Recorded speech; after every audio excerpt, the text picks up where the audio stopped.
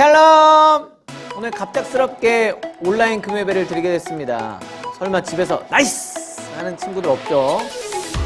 목사님이 이번에 교회에서 어떤 큰 행사를 담당하게 됐는데 그 행사에 관한 탐방 답사가 오늘 우리 금요예배 시간이랑 겹치는 바람에 이렇게 온라인 금요예배를 드리게 됐습니다.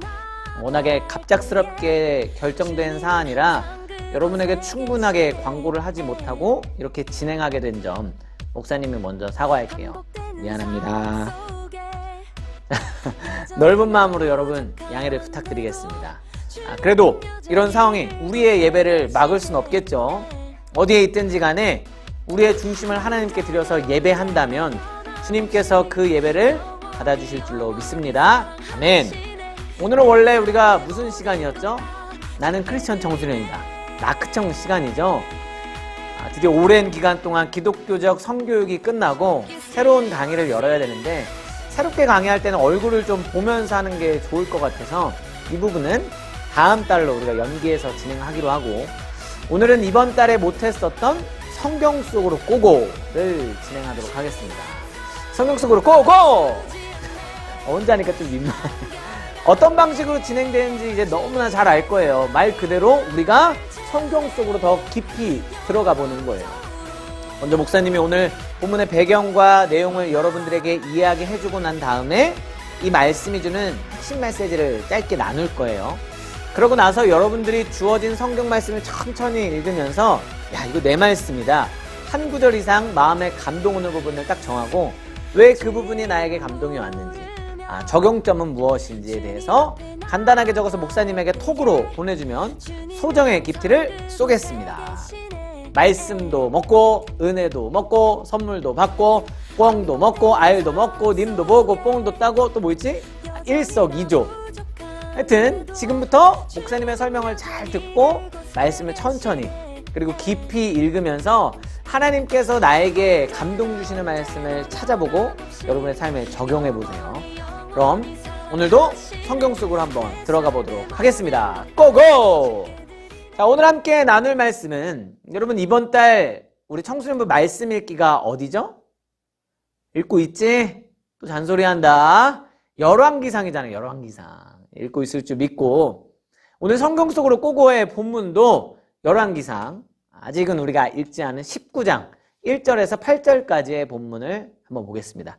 열왕기상 19장 1절에서 8절까지의 말씀 구약성경 549쪽에 있어요. 한번 지금 찾아보세요. 아직 읽지는 않을 거예요. 자, 다 찾았죠? 펴놓고 여러분 혹시 어떤 일을 하면서 지친 적 있으세요? 뭔가 오랜 기간 동안 어떤 일에 관한 성과를 이루기 위해서 집중하고 또 몰입하고 그래서 그 일을 마쳤어요. 그러면 어때요? 좋은 결과가 와야 되잖아요. 근데 도리어 이전보다 더 안 좋은 상황이 펼쳐질 때 우리들의 마음은 어떨까요? 허탈감도 들겠죠. 회의감도 들고 내가 뭐 하려고 이 고생했나? 이게 다 무슨 의미가 있나? 모든 걸 포기하고 싶은 마음과 함께 몸도 그리고 우리의 마음도 지쳐버리고 말 거예요. 우리가 살아가면서 이런 일을 겪지 않으면 좋겠지만 또 언젠가는 우리의 성장을 위해서 하나님이 이런 일을 허락하신다면 우리는 이런 상황에 대해 어떤 마음을 먹고 어떻게 대처해야 될까요? 여기에 대해 그리고 하나님께서는 뭐라고 말씀하실까요? 오늘 말씀에는 엘리야라는 사람이 나와요. 엘리야는 오늘 함께 읽은 이 19장 전에 18장에서 이미 막 엄청 영웅적인 스토리로 소개가 됐거든요. 살아계신 하나님을 유일하신 참신으로 증거하는 데 앞장선 선지자가 바로 엘리야였어요. 그는요 바알과 아세라 선지자 450대 1로 맞짱을 떠서 승리한 영웅이었어요. 과거에 목사님이 과거도 아니죠. 얼마 전이에요. 설교한 거 기억나요? 뭐 바알을 섬길 거냐 하나님을 섬길 거냐 둘 사이에서 머뭇머뭇하지 마라. 기억나니? 자, 그 엘리야 그렇게 18장에서 완전히 영웅처럼 하나님을 높이고 살아계심을 증거했는데 그리고 한 장 딱 넘기고 바로 이어진 오늘 19장에서 소개되는 엘리야는요 너무나 다른 모습인 거예요.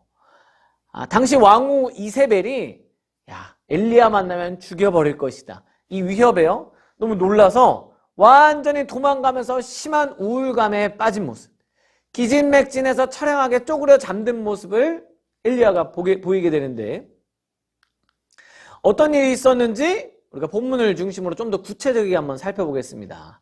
19장 1절에 의하면 당시의 왕 아합이라는 왕은 엘리야가 아까 이야기한 450대 1 갈멜산에서 거둔 영적 승리를 보면서 이제라도 모든 이스라엘 백성들이 하나님 앞에 바로 서게 하도록 돌이키게 하고 노력을 했어야 됐음에도 불구하고 오히려 정반대의 길을 가는 거예요.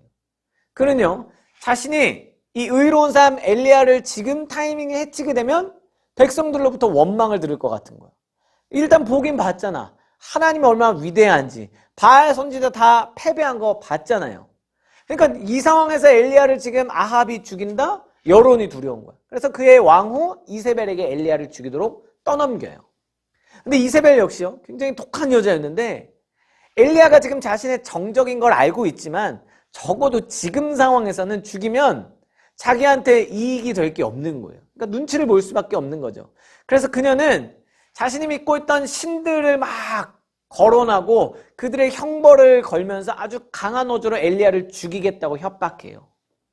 이를 통해 엘리야가 자신들과 백성들 앞에서 자연스럽게 사라져 주기를 바라는 마음이었어요. 죽이기는 부담스러우니까. 결과적으로 볼 때 이 협박은 그녀가 원하는 바를 그대로 이루게 됐어요. 왜? 엘리야가 겁을 먹고 진짜 도망갔거든요. 그것도 유다의 가장 남쪽에 위치한 부엘세바라는 지역까지. 엘리야는 이곳까지 와 있으면 북왕국 이스라엘 왕이나 왕후가 이 남왕국 도시까지는 군사를 보낼 수 없다고 생각한 거예요. 엘리야 입장에서는 자기 나름대로 하나님을 높이기 위해 최선을 다했고 그리고 승리했고 이제 왕이 돌이켜서 하나님을 섬기고 백성들을 올바른 길로 인도해 주기를 바라고 기대했는데 웬걸 자기를 죽이겠다고 막 더 강한 말로 위협하니까 너무나 허탈한 거예요. 그러니까 막 낙심하게 되고 우울감에 빠지게 된 거예요. 난 지금까지 뭐 했나. 그래서 엘리야는요, 자신의 사원들도 두고요, 혼자만의 시간을 갖기를 원했어요. 그래서 혼자 터벅터벅 광야로 하룻길을 더 걸어갑니다. 5절에 나오는 유다 광야에서 볼 수 있는 이 로뎀 나무라는 나무는요, 그 키가 목사님이랑 아주 큰 차이가 나요. 150cm 정도. 아주 큰 차이 나죠. 그리고 나뭇잎이 그리 넓지도 많지도 않은 거예요. 작은 나무예요. 그래서 태양이 만약에 비추잖아요. 로뎀 나무 아래에 있어봤자 뭐 많은 그늘을 얻을 수 없어요. 그럼에도 불구하고 광야길에 지친 엘리야가 이 로뎀 나무에 많지 않은 그 그늘 아래서 겨우겨우 햇볕을 피하게 되었는데 참 이 모습은요, 그 위대했던 사람이 참 처량하기 짝이 없어 보이는 거예요. 그 나무 아래서 하나님께 절규하는 엘리야의 기도 내용을 보면 그가 육체적으로 탈진했을 뿐만이 아니라 정신적으로 그리고 영적으로 얼마나 우울감에 빠져 있는지를 느끼게 해요. 자, 특히 4절에 보니까 엘리야가 이렇게 말하거든요. 여호와여, 넉넉합니다. 차라리 저 지금 죽여주세요. 나는 내 조상들보다 낫지를 못해요. 자, 이 내용에서 우리는 우울증에 걸린 사람들이 일반적으로 표현하는 말과 행동들을 발견할 수 있죠. 심한 우울증 환자들을 보면 자신의 처지를 한탄하고 혼자 있기를 원하고 사람을 만나는 것을 피하거든요. 그리고 주위 사람들의 처지와 자기의 처지를 끊임없이 비교하면서 나는 열등하다, 이 생각에 사로잡히게 되는 거예요. 거기서 끝나는 게 아니라 이어서 심각한 우울증에 빠지면 극단적인 선택을 하고 싶어하는 그 충동에 사로잡혀서 자꾸만 죽고 싶다는 말을 반복하는 거예요. 이렇게 볼 때 엘리야 지금 보면 어때요? 분명히 지금 뭐예요? 우울증을 경험하고 있다는 거죠. 엘리야는 육체적 탈진 그리고 정신적 우울증이 극에 달했고 급기야는 이제 깊은 잠에 빠져버리게 됩니다. 그러나 하나님께서는 이 인간적인 실패와 좌절의 결과로 나타난 수면 현상을 이용하셔서 엘리야를 치유하기 시작하십니다. 먼저 하나님께서는 엘리야가 잠을 통한 휴식이 필요했다는 걸 아시고 그에게 깊은 잠을 허락하셨어요. 충분히 자도록. 여러분도 충분히 자죠? 아침에 일어나질 않죠? 하나님이 너무 사랑하셔서 깊은 잠 주시나 봐. 아니, 새벽까지 스마트폰 내려놓고. 하여튼 엘리야에게는 깊은 잠을 허락하신 거예요. 그리고 다시 깨우시는 거예요. 먹이시고. 더 자, 더 자. 또 자도록. 계속 이 일을 반복하시는 거예요. 육체적으로 큰 피로를 느끼고 정신적으로 우울증에 빠진 사람에게 있어서는요, 참으로 이게 필요한 처방이라는 거예요. 오늘날에도 여러 가지 스트레스와 우울증에 빠진 사람이 정신과 의사를 찾아가잖아요. 가장 기본적으로 지금 충분히 자고 있는지, 그리고 잘 먹고 있는지를 가장 먼저 물어본다고 해요. 엘리야가 잠을 자고 있을 때 하나님께서 천사를 보내셔서 그를 어루만지시고, 성경에 나와요. 또 구운 떡과 한 병의 물을 마시게 했어요. 천사를 보내서 어루만져 주신다. 어떤 주석가는요, 이렇게 어루만지는 것을 보고 거룩한 안마 이런 흥미로운 표현을 썼어요. 거룩한 안마. 5절에서 6절에서 이 잠을 통해 거룩한 안마, 그리고 떡과 생수를 통해 엘리야를 육체적으로 그리고 정신적으로 회복시키신 하나님은 7절에서 이제는 그의 영적인 회복을 위해서 어떤 계획을 세우고 계심을 보여주세요. 7절에 보니까 일어나서 먹으라. 내가 갈 길을 다 가지 못할까 하노라. 자, 이 말씀 속에서 하나님께서는 엘리야를 영적으로 회복시키시고 재충전시키시기 위해 호렙산으로 인도하실 계획이 있음을 암시하고 있는 거예요. 8절에 보면 드디어 엘리야가 뜬뜨든 힘을 얻고 40일 동안을 걸어서 하나님의 산 호렙에 도착하게 됐는데, 이것이 엘리야 자신의 결단이었는지 아니면 하나님의 어떤 선취적인 이끄심이 있었는지 성경은 뭐 분명하게 밝히고 있지는 않아요. 자, 만약에 엘리야가 육체적인 힘을 얻은 다음에 하나님을 만나기 위해서 자기가 결단하고 호렙산으로 가기를 바랬다면, 야, 역시 엘리야는 하나님의 사람다운 면모를 보여주는구나, 이렇게 생각할 수 있을 거예요. 잠시 동안 탈진하고 우울증에 시달렸지만 그의 신앙적인 근본은 흔들리지 않았기 때문에, 그는 여전히 하나님을 찾기를 원하는 사람이었기 때문이에요. 자, 그런데 만약에 하나님의 이끄심이 먼저 있어서 그가 거기 갔다? 우리는 엘리야를 영적으로 회복시키시기 위해서 선취적으로 활동을 펼치시는 은혜로운 하나님의 일하심을 또 발견할 수 있을 거예요. 근데 여기서 중요한 것은 사실 엘리야의 개인적인 결단이 먼저였는지 하나님의 이끄심이 먼저였는지 이거를 굳이 구분하는 건 큰 의미가 없다. 왜냐하면 엘리야가 결단해서 오는 것조차 하나님이 그가 스스로 신앙적인 결단을 하도록 인도하셨기 때문이에요.